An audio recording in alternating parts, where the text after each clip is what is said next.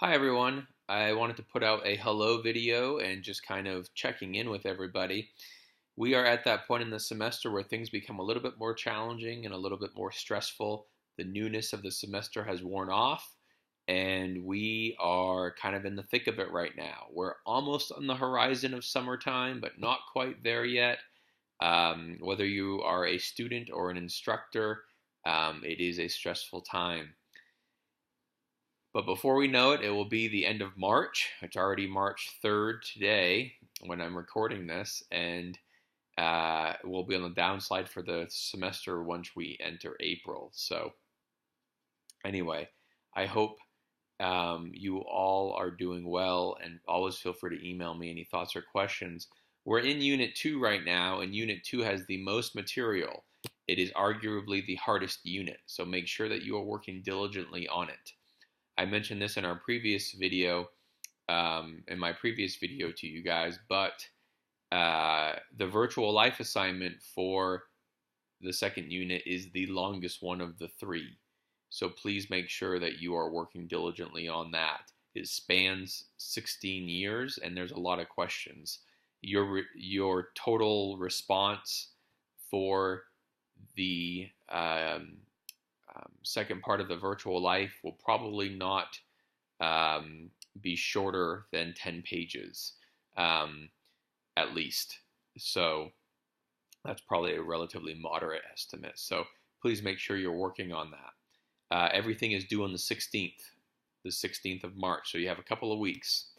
In terms of other things, there's a lot of stuff going on in the media right now with regards to school shootings and gun violence and everything like that. And it is just ripe with thoughts regarding child development. There's a couple of students in the class that have emailed me about it, and we have some interesting conversations going about it. They've asked some cool questions about, the effect of children being an advocate or being an activist for things like gun violence or gun protection or things like that. And I think those are some really interesting questions.